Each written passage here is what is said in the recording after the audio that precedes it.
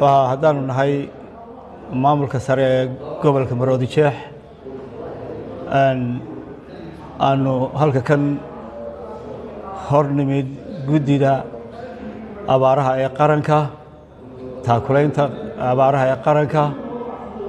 odayaasha qiimaha leh ee ka wakiilka madaxweyne ku-xigeenka wasiirka iyo wasiir Cabdullaahi Baashe iyo gudoomiyaha ka hortagga aafooyinka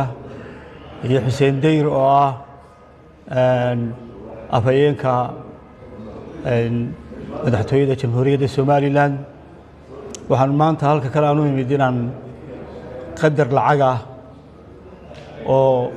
ah 120 milyan oo shilin Somaliland ah inaan ku wareejiyo guddida abaaraha ee qaranka si loogu taakuleeyo loo gaarsiiyo dadka ay aafeeyeen abaaruhu oo biyeeyo baad la'aan ay ku dhacday halkan maanta waxaanu deeq lacageed aynu kaga guddoonnay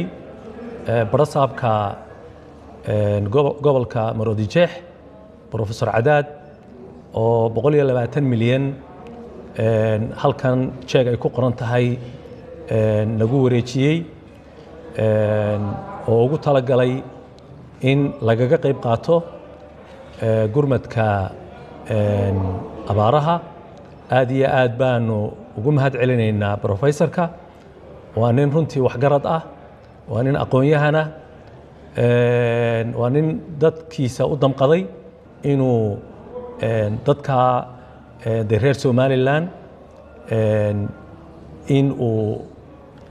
inta maaragta 120 milyan uu ugu deeqo aad iyo aad baan ugu ducaynaynaa Allah ku barakeeyo ilaahay xilka qaranka aad u hayso ha kugu guuleeyo run ahaantii dhammaan shacabka Jamhuuriyadda Somaliland waxaan u sheegaynaa in runtii abaartu ay aad iyo aad ay u soo kululaatay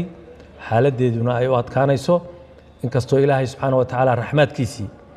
aynu hoos joogno oo Ilaahay aynu baryayno oo runtii jawiga cirka ka muuqdaana uu maalmahan dambe uu fiican yahay baahida ugu ballaaran ee maanta taagan waxa weeye waa biyo la'aan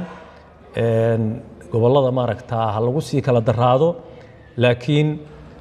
runtii gurmad ballaaran ayaa loo baahan yahay